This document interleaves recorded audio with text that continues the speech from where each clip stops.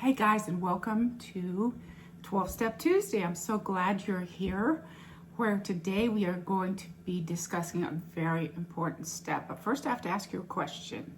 Do you need sanity in your life? I can raise my hand because I do need sanity in my life. I have several decisions that need to be made in the next year or so, and they're kind of important decisions. And it's always great to have sanity on your side, isn't it? Well, today we are going to be working step 2, which speaks directly to that question. Remember, we're working through the 12 steps from Alcoholics Anonymous, only we are working them as adult children of alcoholics because they apply to us as well, guys. We already kind of know that. If you grew up in an alcoholic home, you've got some things to work through. And I've worked through many of mine, praise God, but they still, they still come up now and then. Even at the age of almost 70, they still come up now and then. So today we're going to get started with step 2, but first let's review step 1. Step 1 says we admitted we were powerless over alcohol, which in our case would not be alcohol, but it would be our parents' drinking, our parents' behavior, their dysfunction, etc.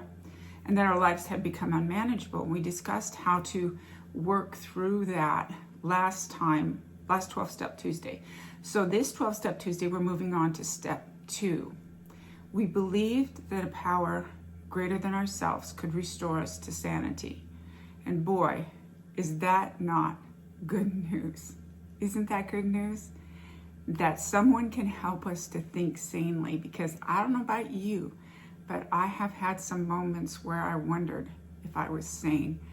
And sometimes in the turmoil and the dysfunction of alcoholism, you get confused as to who the sane people are. I mean, I might not have been completely sane, but I was saner than my parents when they were drinking, that's for sure. So this step became very special to me right off the bat, because when it talks about a power greater than ourselves restoring us to sanity, I couldn't help but think of Psalm 23:3. Very famous psalm. The Lord is my shepherd, I shall not want. Yea, though I walk through the valley of the shadow of death, I fear no evil. But the verse 3 is the one that stuck out to me for this particular step. He restoreth my soul. He restores my soul.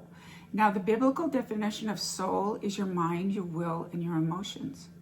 So isn't that powerful to think that God can, number one, restore my mind. He can restore me to correct thinking.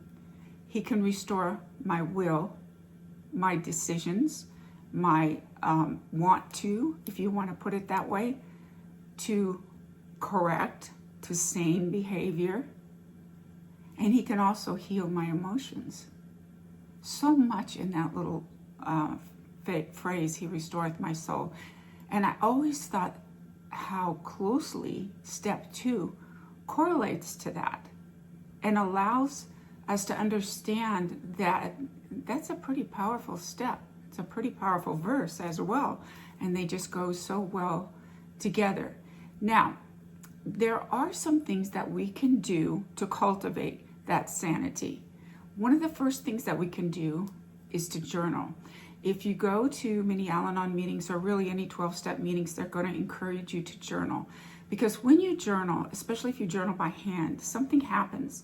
Like your thinking, it kind of becomes very honest. Because what you put down, and you really shouldn't try to edit yourself no matter what comes out, is really what you really think and how you really feel. A lot of times when we're verbalizing how we feel, we just have automatic edits that go on in our heads so that we make sure it comes out sounding good.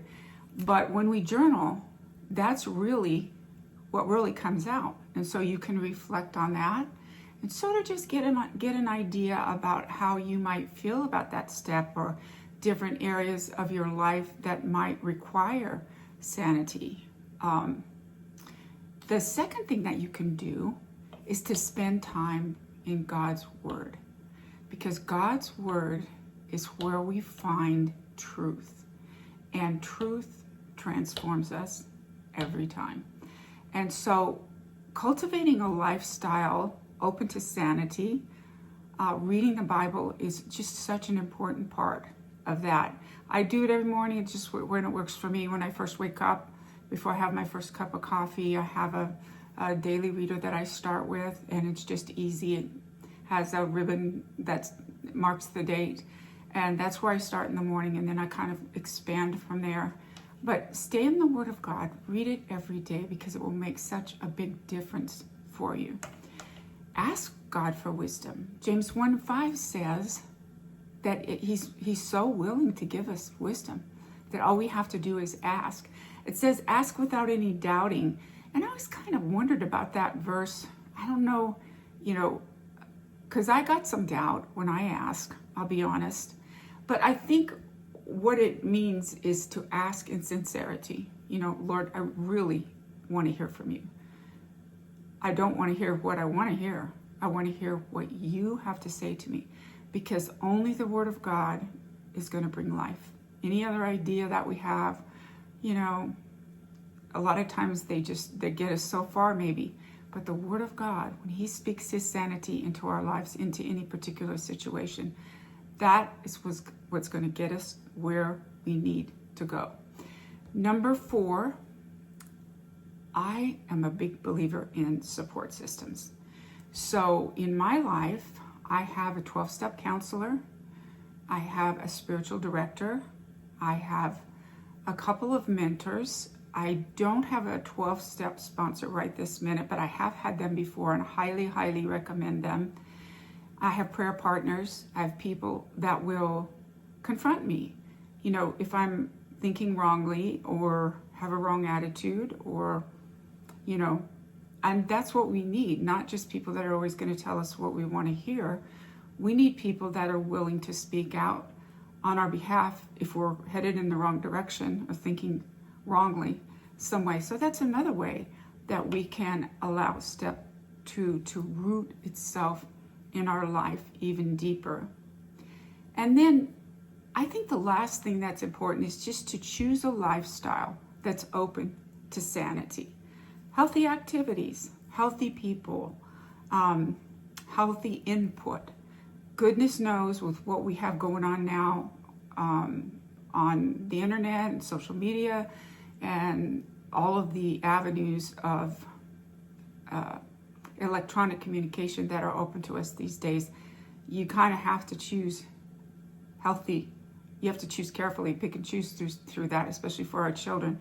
But that also will develop that life of being grounded in sanity, being grounded in truth, being able to know that our approach to something, a situation or problem, is what we think the Lord is really leading us to do, because that's when it's going to work out the best on our behalf.